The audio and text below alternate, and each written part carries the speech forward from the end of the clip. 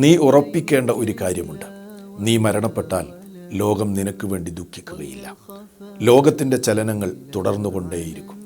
നിന്റെ ജോലി അത് മറ്റൊരാൾ ഏറ്റെടുക്കും. നിന്റെ ധനം അത് നിന്റെ അനന്തരാവകാശികളിലേക്ക് നീങ്ങും.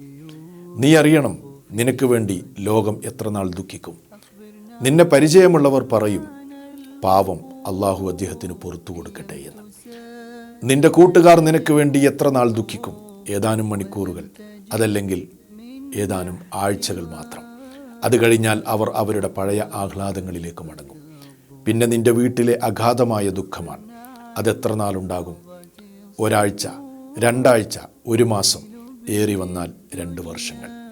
അത് കഴിഞ്ഞാൽ പിന്നെ നിന്നെക്കുറിച്ചുള്ള ഓർമ്മ അവരുടെ ഓർമ്മകളുടെ ഏടുകളിലേക്ക് മാറ്റപ്പെടുകയും അവർ അവരുടെ പഴയ സന്തോഷങ്ങളിലേക്ക് മടങ്ങുകയും ചെയ്യും.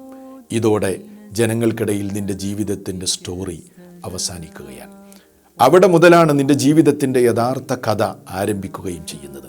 നിന്റെ സൗന്ദര്യം, ആരോഗ്യം, ധനം, മക്കൾ എല്ലാം നിന്നിൽ നിന്ന് നീങ്ങിപ്പോയി. നിന്റെ വീടും ഇണയും നിന്നെ വിട്ടുപിരിഞ്ഞു. പിന്നെ നിന്റെ കൂടെ ബാക്കിയുള്ളത് നിന്റെ പ്രവർത്തനങ്ങൾ മാത്രം. അതുകൊണ്ട് ഒരേ ഒരു ചോദ്യം നിന്റെ ഖബറിലേക്ക് വേണ്ടി നീ എന്താണ് ഒരുക്കി വെച്ചിട്ടുള്ളത്? ചിന്ത ആവശ്യമുള്ള ഒരു ചോദ്യമാണത്.